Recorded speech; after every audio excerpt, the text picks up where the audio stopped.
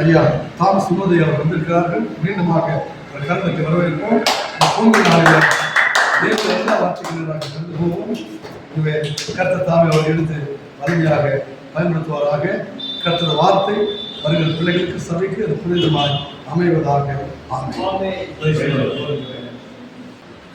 யூதர்கள் எல்லாருக்கும் தெரியும். அந்த யூதர்கள் பல பிரிவுகளிலே செயல்பட்டார்கள். ஒரு குரூப் சதுசேயர்கள், இன்னொரு குரூப் பரிசேயர்கள், இன்னொரு குரூப் எதுதான் செய்யுது. இந்த ரெண்டு குரூப்லையும் சேராத ஒரு குரூப் என்ன குரூப் அப்படின்னா எசனேயர். யூதத்திலே 3 பிரிவுகள் இருக்கிறது. ஒன்று சதுசேயர்கள், பரிசேயர்கள், எசனேயர்கள் என்று சொல்லி 3 குரூப்புகள் இருக்கிறார்கள். ஒவ்வொருத்தருக்கும் கோட்பாடுகள் வித்தியாசங்கள் உண்டு.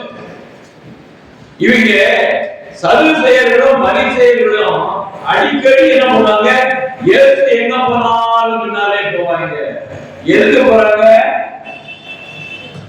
அவர் பண்ற அற்புதங்களையும் அடையாளங்களையும் பார்த்து பாராட்டுவதற்கு போக, அவர் பேசுகிற உபதேசத்தை பாராட்டுவதற்காக அவர்கள் போகவில்லை.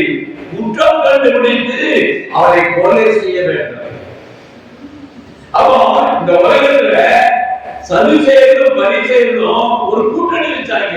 எதுல கூட்டணி வச்சு? அது வரைக்கும் தனித்தனியா இருந்தாங்க.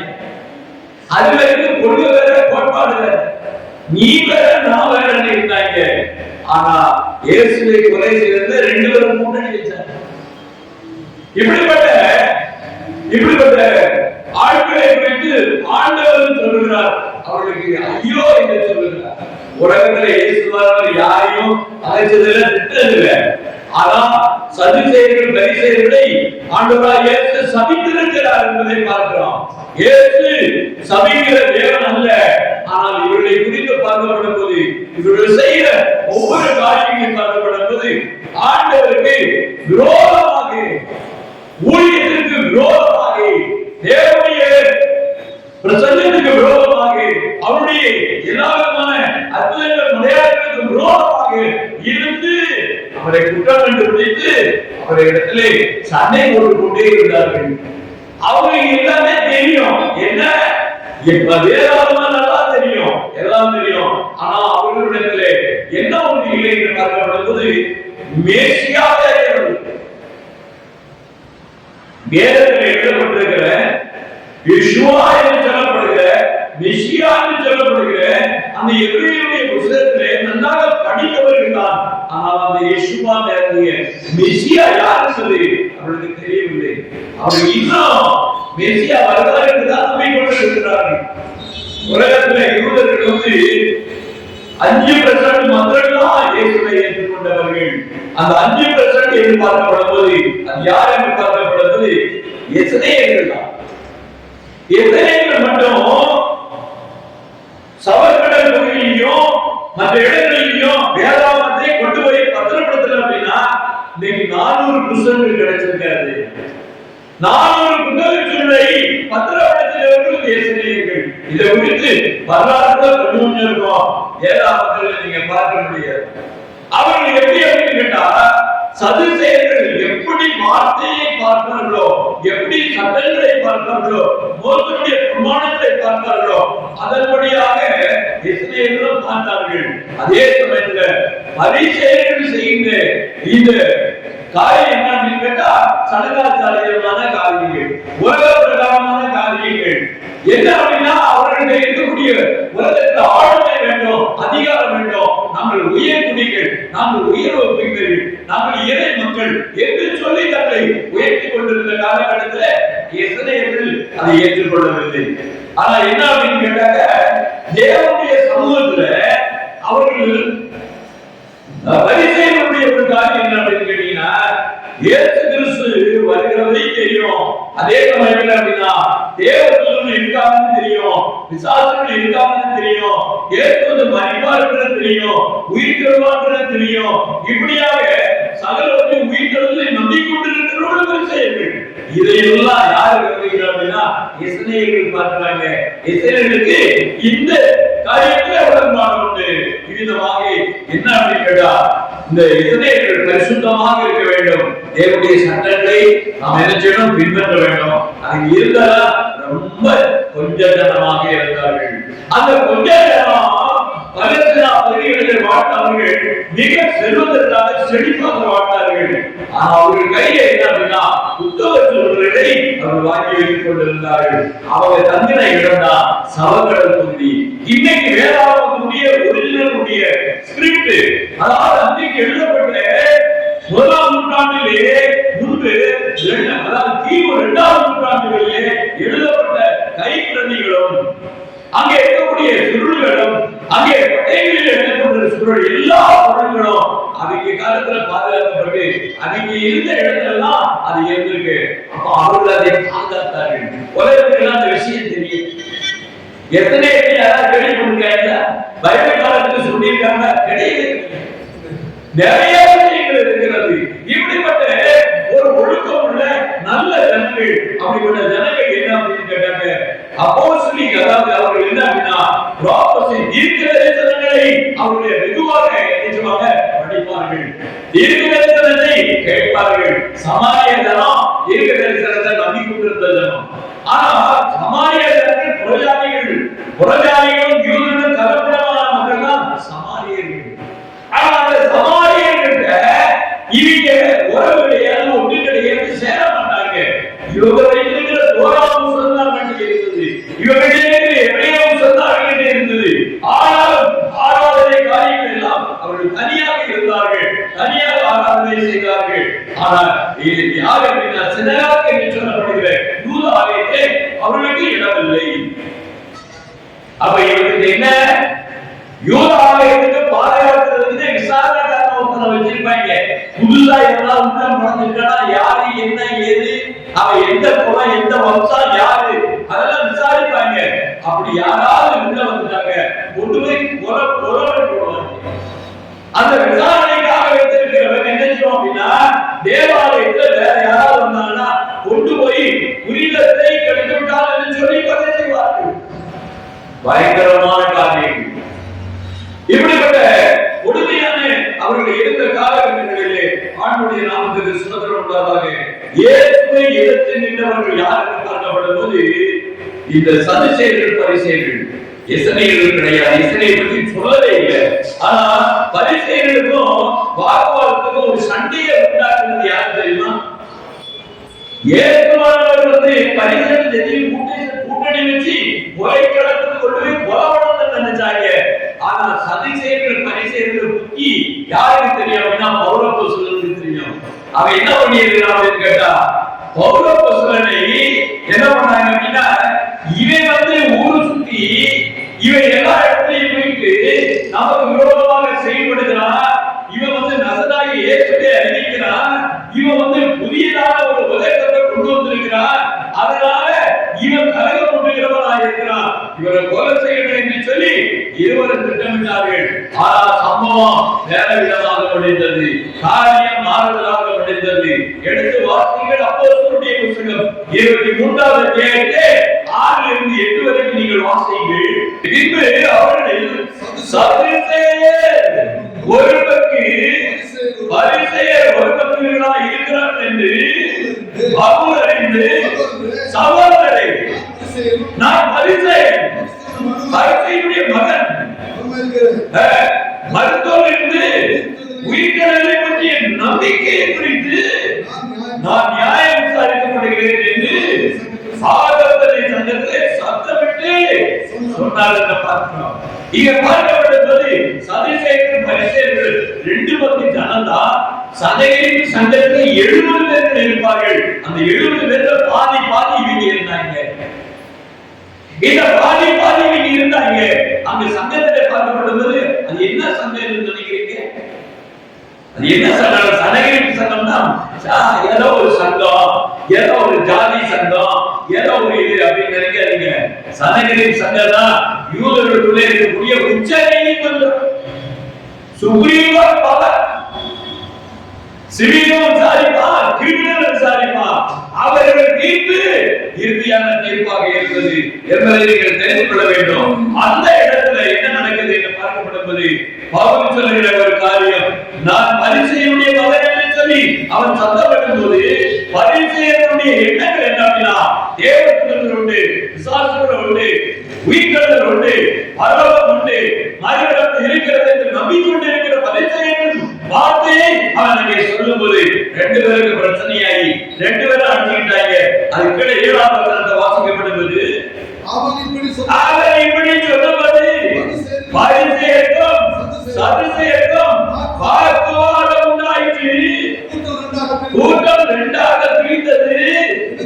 எண்ணத்தினால் சதுசேயர் உயிர்த்தெழுதல் இல்லை என்றும் தேவதூதரும் ஆவியும் இல்லை என்றும் சொல்லுகிறார்கள். பரிசேயரோ இரண்டு உண்டு என்று ஒப்புக் கொள்கிறார்கள் என்று நாம் பார்க்கலாம். அதுக்கப்புறம் உடனே தீர்ப்பு கொடுக்கலாம். யார் கொடுக்கிறார் கேட்டா, பரிசேயருக்கு அதிகமான பவர். பரிசேயர்கள் வந்து என்ன அப்படின்னு கேட்டாக்க, நிறைய சட்டத்தை புதுசா உருவாக்குறாங்க.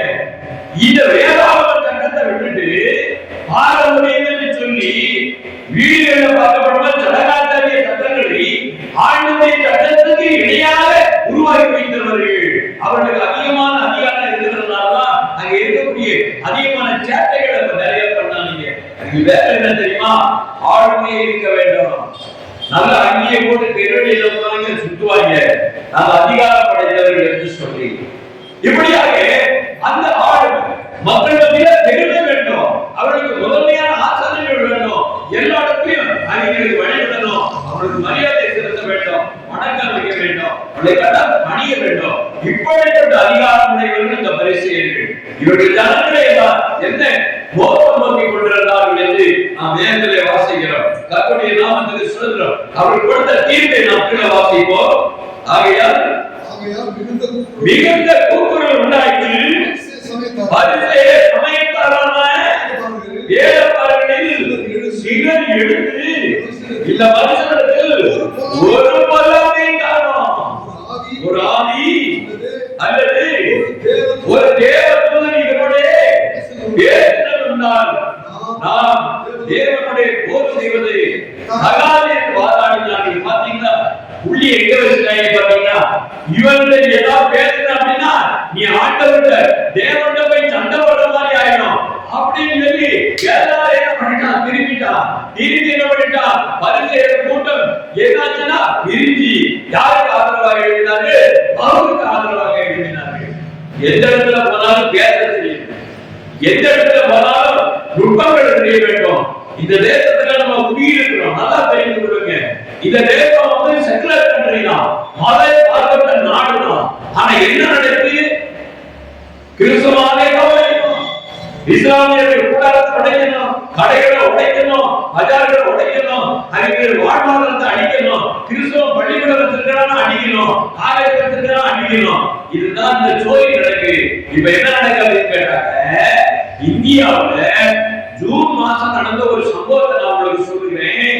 ஜூன் மாசம் 9ஆம் தேதி அமெரிக்கால இருந்து ஒரு ஊழியக்காரர் இந்தியாவில் சுத்தி பார்க்க வந்திருக்கிறாரு. பூனா என்கிற இடத்துல பின்புரி என்ற பகுதியிலே ஒரு ஆலயத்துல ஆராதனைக்கு கலந்து அங்கே ஆராதனைக்கு பங்கெடுக்க வந்த அந்த ஒரு மனிதரை உடனே அங்கே இருக்கக்கூடிய இந்த அரசாங்கம், கிறிஸ்தவர்களுக்கு விரோதமான இந்த அரசாங்கம் என்ன பண்ணி இருக்கு அப்படின்னு கேட்டா, உடனே என்ன பண்ணிட்டாங்க, ஆராதனை நடக்கும் போது போலீஸ் கமிஷனர் எல்லாருமே வந்து அப்படியே கொண்டு போய் என்ன பண்ணாங்க, அவருக்கு டிரான்ஸ்லேட் பண்ணவன் கூட இருந்த பாஸ் 3 பேரை கொண்டு போய் இன்னைக்கு ஜெயில வச்சிருக்காங்க. இந்த வரைக்கும் ஜெயில இருக்காங்க. அப்ப இந்த மதச்சார்பற்ற நாடு என்பது இன்றைக்கு பொய்யாகிறது. நல்லா தெரிந்து கொள்ளுங்க. இத உலகத்தில் இருக்கக்கூடிய நீதிமன்றமும் காவல்துறையும் எல்லாரையும் மக்களை பாதுகாக்கிற ஒரு அமைப்பு, அரசாங்க ஜனநாயக அமைப்பு. ஆனா இன்னைக்கு என்ன நடந்துருக்கிறதுனா, இன்னைக்கு இருக்கக்கூடிய மத்தியில் இருக்கக்கூடிய மந்திரிகளும் சரி எல்லாரும் சரி என்ன அப்படின்னா, தவறான ஒரு கண்ணோட்டம், தவறான ஒரு சிந்தனைகளை நாட்களை செயல்பட்டுக் கொண்டிருக்கிறார்கள். அவர்களிடத்திலே நாம் எப்படி பேச வேண்டும், இதுதான் நம்ம தெரிந்து கொள்ள வேண்டிய விஷயம். எப்படி பவுல் அங்கே இருக்கக்கூடிய சூழ்நிலையை எப்படி பேசினாரோ அதே மாதிரி நாம் நுட்பமாய் பேசி இவருடைய சிந்தனையை உடைக்க வேண்டும். அதனுடைய கருத்துக்களை நாம் ஆயத்தமாக்க வேண்டும். எப்படியாவது ஆண்டுடைய வார்த்தையை நாம் வெளிப்படுத்த வேண்டும். இதைதான் இங்கே பார்க்கிறோம். ஆண்டவர் சொன்னாரு, பவுல் அன்னைக்கு வைக்கப்படும் போது ஆண்டவர் சொன்னாரு, நீ தைரியமா இரு சொன்னாரு. ஆனா தைரியமாக இருந்தாரு. இந்த கூட்டத்திலே இந்த இடத்துல பேசின பவுலை ஆண்டவர் திடப்படுத்தி ஆண்டவர் சொன்னார், நீ எருசலேமிலே சாட்சியிட்டது போல ரோமி நீதிமன்றத்திலே என்னை குறித்து கொடு, என்னை குறித்து சாட்சி கொடுன்னு சொன்னாரு. என்ன வைராக்கியம் பார்த்தீங்களா? என்ன ஞானம் பார்த்தீங்களா? என்ன தெளிவு பார்த்தீங்களா? இன்னைக்கு நாம சொல்லுகிறோம், அமெரிக்கா தேசம் ஒரு சோசியலிச நாடு. இங்க நீங்க கிரிக்கெட் பண்றீங்க, இங்க வந்து இல்லாத துரோகத்தையும் துன்பங்களையும் மக்களுக்கு மிக பெரிய கொடூரமான ஒரு காரியத்தை செய்து கொண்டு வருகிறேன். இங்கே இருக்கக்கூடிய அரசாங்கம், இப்போ அரசாங்கம் அங்கே இருக்கக்கூடிய அரசாங்கம், அங்கே இருக்கக்கூடிய பூஜாரிகள் எல்லாம் அடிச்சு நீ மத மாத்திரம் சொல்லி உள்ள வரா. இவன் என்ன பேசுவான்? கேட்கறதுக்கு ரைட் இருக்கா இல்லையா? அந்த சோசியலிச நாடு தானே, அந்த நாட்டுல அந்த நிலைமையை உருவாக்கிட்டாங்கன்னா இவன் எங்க போவான்? புத்தி இல்லாத ஒரு காரியம், அறிவில்லாத ஒரு காரியம், முட்டாள்தனமான ஒரு காரியம், பைத்தியக்காரத்தனமான ஒரு காரியம் எப்படி என்று மனதில் வருகிறது பார்க்கப்படுவது ஆண்டவர் சொல்லுகிறார். பரிசேயர்களுடைய சதுசேயர்களுடைய இருதயத்தை பார்த்து ஆண்டவர் பேசுகிற ஒரு வார்த்தையை நாம் இந்த நாட்களிலே அதை ஒரு ஆதாரமாக நாம் எடுத்துக்கொள்ள முடியும். எப்படி என்று பார்க்கப்படுவது பாருங்க, லூக்காவுடைய புத்தகத்திலே 11ஆம் அத்தியாயம் 40 42 வரைக்கும் நாம் வாசிக்கப்படுவது வேதாகமம் சொல்லுகிறது, மதிகளே, வெளிப்புறத்தை உண்டாக்கினவர் உட்புறத்தை உண்டாக்கவில்லையோ, உங்களுக்கு உண்டான பிச்சை கொடுங்கள், அப்பொழுது சகலம் உங்களுக்கு சுத்தமாக இருக்கும். பரிசேயர்களே உங்களுக்கு ஐயோ, நீங்கள் ஒருத்தரம் அறிக்கொடுக்கும் முதலிய சகல கூட்டுகளையும் தசமமாக கொடுத்து நியாயத்தையும் தேவாத்தையும் விட்டுவிட்டீர்கள், இவர்களை செய்ய வேண்டும் என்று ஆண்டவர் சொல்கிறார். அதுக்கப்புறம் பாத்தீங்கன்னா, பரிசேயரே உங்களுக்கு ஐயோ, ஜவாரிகளின் முதன்மையான ஆசனங்களையும் சந்தைகளையும் வந்தனங்களையும் விரும்புகிறீர்கள், மாயக்காரராகிய வேதபாரர்களே பரிசேயரே உங்களுக்கு ஐயோ. அப்பா ஆண்டவர் சொல்கிறார், மறைவில் இருக்கிற பிரேத குழந்தைகளை போலிருக்கிற ஆண்டவர் இவ்விதமாக சபிக்கிறார். யார் சபிக்கிறாரு? பரிசேயர்களை சபிக்கிறார். காரணம் என்ன அப்படின்னு கேட்டா, இன்னைக்கு இருக்கிற இந்தியாவிலே பரிசேய கூட்டம் ஒன்று இருக்கிறது. நாங்கள் தான் உயர் உறுப்பினர்கள், நாங்கள் தான் தேசத்தை ஆளுவோம், நாங்கள் தான் தேசத்துல எல்லாத்தையும் நிரம்பி இருப்போம், எல்லா டிபார்ட்மெண்ட்லையும் நாங்கள் தான் இருப்போம், நீதிமன்றத்துல நாங்கள் தான் இருப்போம். தேசத்தை நாசமாக்கி கொண்டிருக்கக்கூடிய பரிசேயர்கள் கூட்டம் தேசத்துல இருக்கிறது. ஆண்டவர் சொல்கிறார், இந்த பரிசேயர்களுக்கு ஐயோ ஐயோ என்று ஆண்டவர் சொல்கிறார். எப்படிப்பட்ட ஒரு காரியம், எப்படிப்பட்ட இதில் பார்க்கப்படுவது சமய பிரிவு என்று நாம் பார்க்கிறோம். இந்த உலகத்தில் இருக்கக்கூடிய சமயங்கள், உலகத்தில் பாருங்க, இயேசு மதத்தை உருவாக்குவது ஒரு மதம். எந்த கடவுள் உண்டாக்கல, இந்து மதம் என்பது ஒரு கடவுள் உண்டாக்கல, இஸ்லாம் என்பது ஒரு கடவுள் உண்டாக்கல, எந்த மதத்தை எந்த கடவுள் உண்டாக்கல, எல்லாத்தையும் உண்டாக்கின யாருன்னா சதிகாரர்கள் உண்டாக்கினார்கள், மனிதர்கள் உண்டாக்கினார்கள். ஆண்டவர் அப்படி படைக்கவில்லை, எந்த தேவன் படைக்கவில்லை, எந்த கடவுள் உண்டாக்கவில்லை. மனிதர்கள் சண்டாள காரியத்தை தங்களை பெருமைப்படுத்துவதற்கும் தேசத்திலே அவர் அதிகாரம் பிடிப்பதற்காக, ஆட்சி செய்வதற்காக தான் இந்த மதத்தை உருவாக்கி வச்சிருக்கிறாங்க, இந்த ஜாதியை உண்டாக்கி வச்சிருக்கிறாங்க. ஜனங்களை ஆயத்தப்படுத்த வேண்டும், கொடுமைப்படுத்த வேண்டும், அதில் இருக்கிற சொத்துவத்தெல்லாம் கொள்ளையடிக்க வேண்டும், அவரை என்ன பண்ணலாம், கொலை செய்ய வேண்டும். இந்த துர்குணம் அதைத்தான் சொல்லுகிறார் ஆண்டவர். அன்னைக்கு சொல்லுகிறார், உங்களுடைய பிரேதம் புலி என்று சொல்லுகிறார், உங்களுக்கு ஐயா என்று சொல்லுகிறார். உங்களிடத்துல என்ன அப்படின்னு பார்க்கப்படுவது, பிச்சையை கொடுக்க மாட்டேன், உங்களிடத்துல அன்பு கிடையாது, ஸ்நேகம் கிடையாது, ஒண்ணுமே கிடையாது, உங்களுக்கு ஐயோ, எல்லா பயிரும் நரகம் என்று ஆண்டவர் சொல்றார். இல்லையா? கர்த்தர் சொல்லுகிற வார்த்தை, நான் சொல்லுகிற வார்த்தை, தேவன் சொல்லுகிற வார்த்தை. உங்களுக்கு ஐயா என்று சொல்லுகிறார். இந்த தேசத்திலே தேவ பிள்ளைகள் மத்தியிலே அன்பு காட்டுகிற தேவ பிள்ளைகளாய் இருந்து ஆண்டவராய் இயேசு ஒருவரை ஏற்றி என்று சொல்லுகிறார், ஒருவருக்கு உதவி செய்ய என்று சொல்லுகிறார். அப்படின்னா மிஷனரிமார்களும் இந்த உலகத்திலே கிறிஸ்தவர்களும் ஒவ்வொருத்தருக்கும் போய் என் சகோதரனே என்று கை கொடுக்கிறாங்க. அவன் ஜாதியும் பார்க்கறதில்ல, மதமும் பார்க்கறதில்ல. என் சகோதரியை கை கொடுக்கிறாங்க, சகோதரனை கை கொடுக்கிறாங்க, ஆஸ்பத்திரி போறாங்க, பணங்களை கொடுக்கிறாங்க, ஆண்டவருடைய வார்த்தையை சொல்லி ஜெபம் பண்ணி, ஐயா ஏசப்பா இவங்களுக்காக நீ ரத்தம் சிந்தினீரே, இவருடைய துன்பங்களும் துயரங்களும் இந்த வேதனையும் ஆண்டவரே எடுத்துக் கொடுங்கப்பா என்று சொல்லி முழங்கால் போட்டு ஜெபம் பண்ணி ஒவ்வொருவருக்காக ஜெபிக்கிறவங்க இந்த கிறிஸ்தவர்கள் இந்த இந்திய தேசத்திலே அவர்கள் என்ன தப்பு பண்றாங்க? ஒரு சோசியலிச நாடு, சுதந்திர நாடு, மதசார்பற்ற நாட்டுல மதத்தை பரப்புகிறார்கள். எந்த பைத்தியக்கார ஒரு உலகமாக இருக்கிறது? இந்த தேசத்திலே நீங்கள் சரியாக ஆண்டுடைய வார்த்தையை கொடுக்க வேண்டுமானால் ஆண்டவர் சொல்லுகிறார், உங்களுக்கு ஐயோ என்கிற ஒரு வார்த்தையை நீங்கள் சொல்ல வேண்டும், எச்சரிக்கை கொடுக்க வேண்டும். அவர்களுக்கு ஆண்டவர் சொல்லுகிற வார்த்தையை நாம் அறிவிக்க கடனாளிகளாக இருக்கிறோம். இந்த தேசத்தை நீ நாட்களை பார்க்க கொடுத்தது கொஞ்ச நாள் தான். கொஞ்ச நாளைக்குள்ள இந்த தேசம் என்னவோ இப்படியே போயிட்டு இருந்தா அந்த தேசத்துல இன்னைக்கு என்ன பண்ண முடியாது, அழிவு.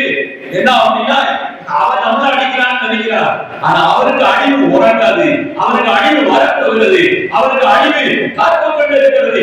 அழிவு இல்லாமல் செய்த காரியத்திற்கு நீ ஆண்டுடைய சமூகத்திலே நீக்கப்படுவார். நீ எந்த பொருளை நம்புகிறார், ஆனா ஆண்டுடைய நீதிமன்றத்தில் தப்பவே முடியாது. ஆண்டுடைய தீர்ப்பு பயங்கரமாக இருக்கிறது. மாறுபட்டு கொண்டிருக்கிற தேசங்கள் காணாம போச்சு, ஏழு தேசங்கள் காணாம போச்சு, ஏரிய தேசங்கள் காணாம போச்சு, கிரேக்க தேசங்கள் காணாம போச்சு, ரோம சாம்ராஜ்யம் காணாம போச்சு.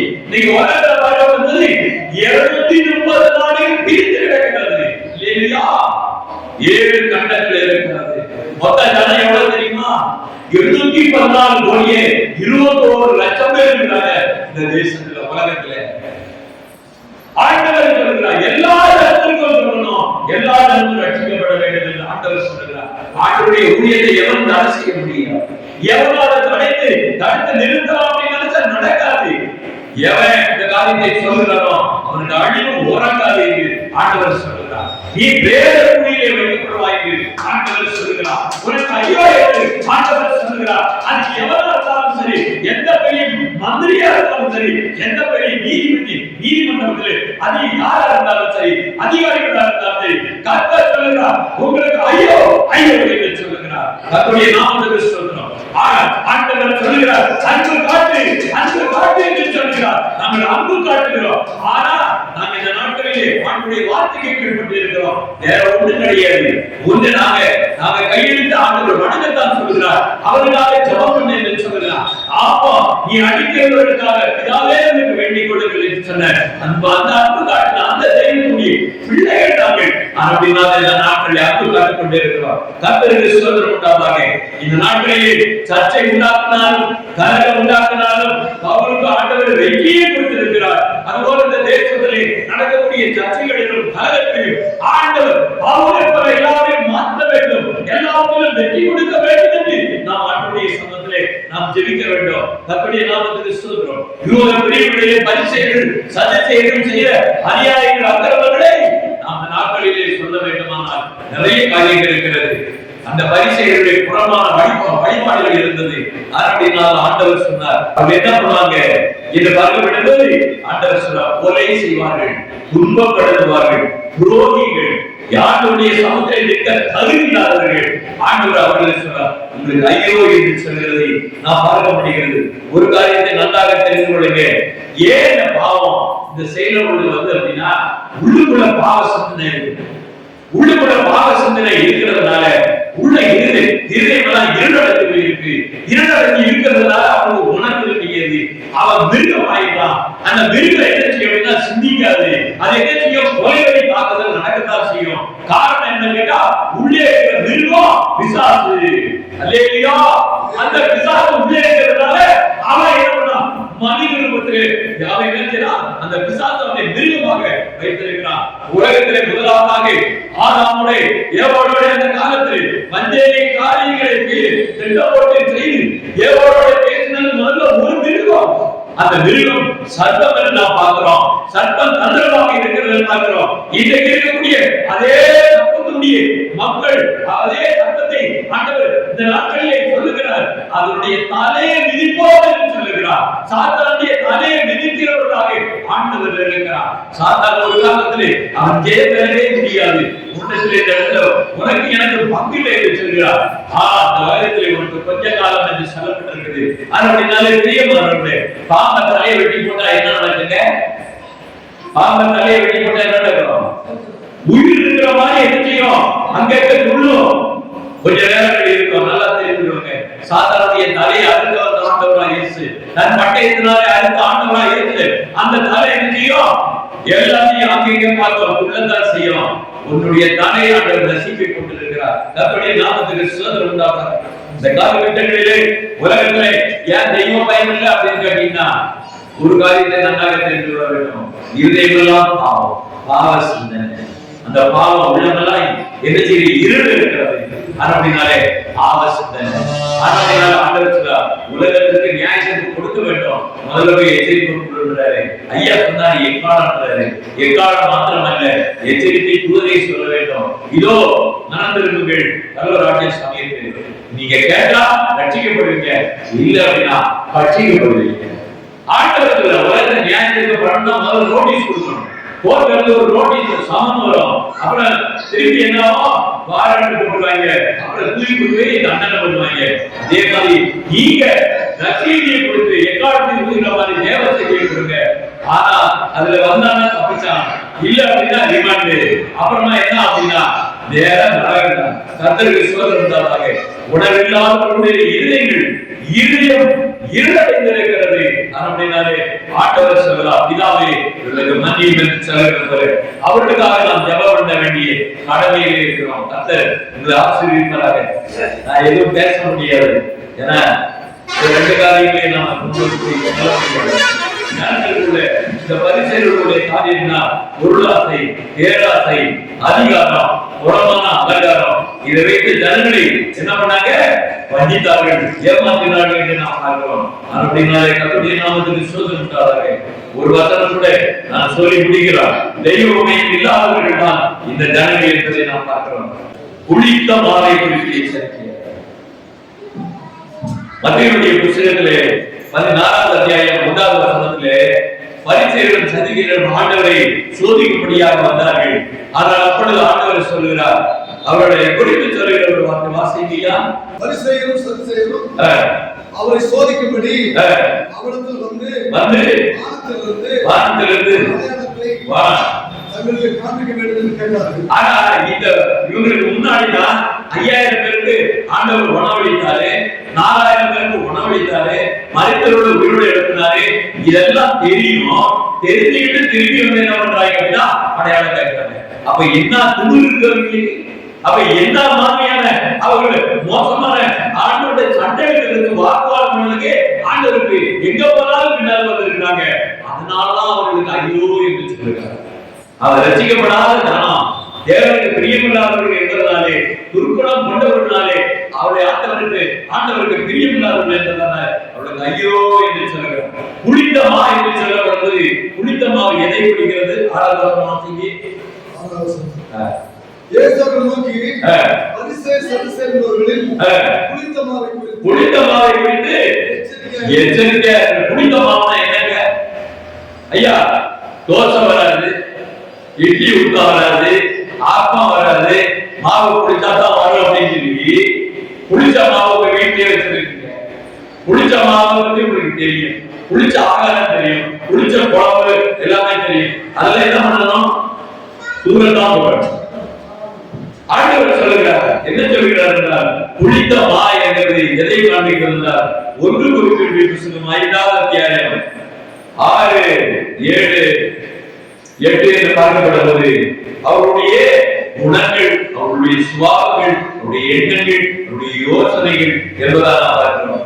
துர்க்குணம் பொல்லாப்பு என்கிற ஒரு காரியத்தை குறித்து அப்ப மனிதனுடைய தவறான சிந்தனை, தவறான கண்ணோட்டம், தவறான செயல்பாடுகள் எல்லாம் புனிதமாவை ஆண்டவர் சொல்கிறார். அவர்களிடத்தில் அதிகமாக நிறைந்திருக்கிறது. அப்படின்னாலே அவர்களை குறித்து எச்சரிக்கையாக. இன்னைக்கு இவ்வுலகத்துல நம்ம பார்க்கிற இந்தியாவில் நம்ம வாழ்ந்து கொண்டிருக்கிறோம். பார்க்கணும், நிறைய ஊழியக்காரர்கள் சுற்றிட்டு இருக்கிறாங்க, கள்ள ஊழியக்காரர்கள் இருக்கிறாங்க, புனிதமாவை உபதேசத்தை பண்ணிட்டு இருக்காங்க. அதனால இந்த உலகத்துல அவர்களுக்கு எச்சரிக்கையை நாம் கொடுக்க வேண்டியது அவசியமா இருக்கிறது. அவருடைய என்னன்னா வேதாகமத்திலிருந்து விட்டுட்டு புறமான ஒரு சடங்காச்சரியம், வேதாகமத்தை விட்டு புறமான ஒரு பண்டிகைகள், வேதாகமத்தை விட்டுட்டு வேறு விதமான கொண்டாட்டங்கள், எல்லா காரியங்களையும் பண்ணிட்டு இருக்காங்க. நல்லா எல்லாருக்கும் தெரியும். The man-made religion, the man-made denomination, the man-made churches, என்று நாம் பார்க்கிறோம். அதெல்லாம் ஆண்டவருக்கு தெரியவில்லை. ஆண்டவர் அதை ஒரு நாட்களே அதான் பண்ணுவார்கள். ஆண்டவர் சொல்லுகிறார், அன்பு பாராட்டுகிறேன், அன்பு காட்டுகிறேன், உதவி செய்கிறேன். தேசம் இருக்க எந்த திருச்சபையோ, எந்த ஊழியக்காரனோ, எந்த திருச்சபை மக்களோ அவர்களுக்கு மாத்திரம் ஆண்டவர் துணையா இருக்கிறார். அவர்களை மாத்திரம் ஆண்டவர் வரத்துக்கு கொண்டு போவாரு. ஒரு டினாமினேஷனோ, ஒரு சபையை கொண்டு போகாது. ஒரு விசுவாசியோ, ஒரு ஊழியக்காரனோ நல்லவர்களாக இருந்தார் அவருடைய கர்த்தர் அழைத்து செல்வார். அல்லேலூயா, அல்லேலூயா. கர்த்தருடைய நாமத்துக்கு ஸ்தோத்திரம். பரிசேயர்களுக்கு ஐயோன்னு சொன்னாரு. ஆனா நிக்கோதேமு ஒரு பரிசேயன் தான். அவர் ஆண்டவரோட இருந்த பரிசேயன். அது மாதிரி ஆண்டவரை விருந்து கடத்தது ஒரு பரிசேயன் தான். அவரும் ஆண்டவரை அறிந்ததுதான். ஆண்டவரை நேசிக்கிற பரிசேயர்கள் கொஞ்சம் பேர் இருக்காங்க. கொஞ்சம் ஊழியக்காரங்க, பெரிய ஊழியக்காரங்க இருக்காங்க. அவர்களுக்காக நாம் ஜெபம் பண்ணணும். அவரை கர்த்தர் ஆசீர்வதிப்பார்.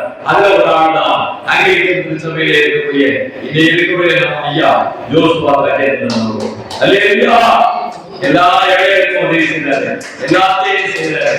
அன்பு மாறாக அப்படிப்பட்ட ஒரு காரியத்தை செய்ய ஆண்டவரை தேர்ந்தெடுத்தார். கடைசியில இயேசு கிறிஸ்துவின் அடக்கத்தை செய்கிறாரா இந்த பரிசேயன் யாரை நிக்கிறது அறிவத்தியா ஊரானாகிய இன்னொரு சீசன் தான் ஆண்டவருடைய கடைசி காரியத்தை செய்தார்கள். ஆண்டவர் தீர்க்கதரிசி, ஆண்டவர் அவருடைய இருக்கிறார் என்று சொல்லி சொன்னது நிக்கிறது என்ற பரிசேயன். அதனாலே எல்லாமே குறித்து ஆண்டவர் சொல்லவில்லை. ஒரு சிலர் ஆண்டவரை நேசிக்கிறார்கள். அல்லேலூயா. அநேக திருச்சபையிலே ஒரு சிலர் ஆண்டவரை நேசிக்கிறார்கள். விசுவாசிகளே நீங்க சொல்றேன், ஆண்டவருக்கு முன்னாடி உண்மையா இருந்தா மட்டும்தான் பரவாயில்ல. ஆண்டவருக்கு பிரியமா இருந்தாலும் பரவாயில்ல, பரிசுத்தமா இருந்தாலும் பரவாயில்ல. அப்படின்னா அவருடைய கிருபைக்காக நாம் ஜெபிப்போம். அந்த எல்லோகி, அந்த எல்சடா, அந்த யெகோவா ஷாலோம், அந்த ஏரோகிம் ஆண்டவர், அந்த அல்பா ஓகிம் ஆண்டவர், அவர்தான் ஆபிரகாம், ஈசாக்கு, யாக்கோபு இருக்கிறார். அந்த மெசியா என்கிற கர்த்தர் பூமியிலே நசனாகிய இயேசுவின் நாமத்திலே பூமியில் அவதரித்து நமக்காக ரத்தம் சிந்திவிட்ட அந்த ஆண்டவருடைய திருப்பார்வையிலே நம்முடைய ஜெபங்களை வேண்டுதல் வைப்போம். கர்த்தர் நம்மை நேசிக்கிறார். கர்த்தருக்கு யார் உலகத்தில் எல்லாமே நேசிக்கிறார். கர்த்தர் உங்களோடு இருக்கிறார். சவால் செய்தி ஆண்டதாசன் அவர்களுக்கு வருகிறது. அதில் நேராக நான் திருச்சி சார்பாக மீண்டுமாக நன்றி செலுத்துகின்றேன். கண்கள் மூடுவோம், ஜோபல்லமா கண்ணுவோம். நேரம் பாருங்க, நேரம் பாருங்க. கற்று தாங்க கேட்டு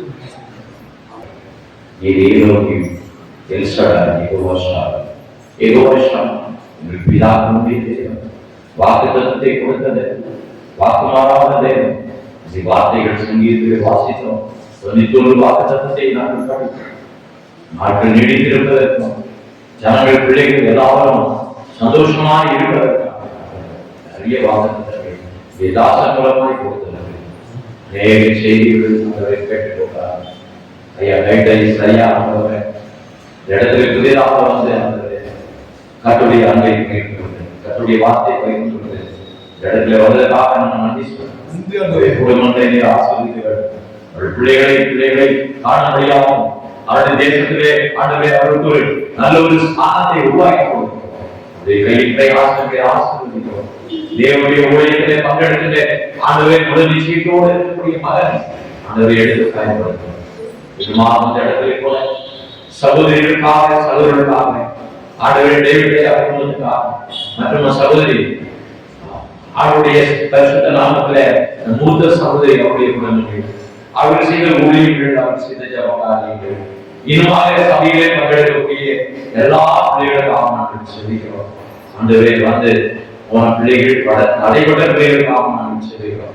ஐயா அந்த கூடாரத்தை நிரப்புகிற தேவன் ஏற்பா நாங்கள் அல்ல சொன்னோம். இடம் ஆண்டவரை வெறுமையா இருந்தது உமது சுத்தம் அல்லாமல் இந்த இடத்தை ஆண்டவரை பூர்ணமாய் நிரப்பும்படியாக செபிக்கிறோம். பண்டிகை காலங்கள் மாற்றமில்லை, எல்லா நாட்களிலும் அதிகமாய் ஆண்டவரை பெருகப்படியாக கூடாரத்தை நிரப்பும். ஆண்டவரே உடைய ஊழியக்காரனுடைய தாகத்தை ஆண்டவரே கேட்டு நீ அறிந்திருக்கிறீர். ஆண்டவரே சமூகத்தில் ஆண்டவரே இந்த நாட்களிலே எங்களுடைய ஆண்டவர் விண்ணப்பமாக வேண்டுதலாக கொண்டாட்டாக வைக்கிறதற்காக வருகிற யாவரும் சொல்லுகிறோம். நீண்ட ஆண்டு ஆரோக்கியம் தேவைகளை சந்தியும் விண்ணப்பங்களை அங்கீகரிக்கிறதாக இடத்திலே கண்கள் எப்பொழுதும் இருப்பதாக நன்றி செலுத்துகிறோம். ஐயாவுடைய துணையாருக்காகவும் அருமையாக ஆண்டவரை மகளுக்காகவும் அருமையான கருத்தனாக காட்சி அவர்கள் ஏற்றுக்கொண்டே ஆண்டவரை கத்தனை நாட்களில் கூட நம்பியிருக்க முழு நிச்சயத்துடைய ஆண்டவரை தேவடைய சமூகத்தை அர்ப்பணித்து ஆண்டவரை நான் சார்ந்து கடந்து வருகிற ஆண்டவரை மனதாக சொல்லிக்கிறோம். ஒரு மகளுக்காகவும் சரி புதிய வருடத்திலே ஆண்டவரை ஞான சாந்தத்தை கட்டளையிட்டு இருக்கு. அப்பாவுடைய சமூகத்தில் வெறுமையாக நம்ம வர முடியாத ராஜா ஆண்டவரே ஆண்டவரே ஒவ்வொரு காலகட்டங்களிலும் ஆண்டவரே அறுவடைகளை காண முடியாது இருக்க வேண்டும். அறுவடை இல்லாமல் இருந்தால் ஆண்டவரே களஞ்சியங்கள் வெறுமையாக இருந்தால் ஆண்டவரே மிகுந்த ஆண்டவரே கர்த்தாவே துக்கமாக வருத்தமாக இருக்கிறது. அது ஒரு சாபமாக இருக்கிறது. ஊழியத்திலே அறுவடை வேண்டும். ஊழியத்திலே ஆண்டவரே அறுவடைகள் அதிகமாக காணப்பட வேண்டும். ஆண்டவருடைய சமூகத்தில் பிரியமாக இருக்கிறது. வெறுமையினால் உடைய சமூகத்தில் இருக்க முடியாது. வெறுமையினால் உடைய சமூகத்தில் வர முடியாது. ராஜா யாரு மகனை ஆண்டவரை நேசிக்கிறேன். அந்த நேசத்தை ஆண்டவரை அறிந்திருக்கிற ராஜா மக்களுக்கு நன்மை செய்ய வேண்டும். தேவனுடைய வார்த்தையை ஆண்டவரை சொல்ல வேண்டும். அவள் மீட்கப்பட வேண்டும். எல்லோருக்கும் கொண்டு சேர்க்க வேண்டும். அந்த தாகமுள்ள மகனையும் ஆண்டவரை மகளை கர்த்தராவை ஆசீர்வதிக்க வேண்டும் என்று நாங்கள் சொல்லிக்கிறோம். நாம் ஒன்று நிறைவேறுவதாக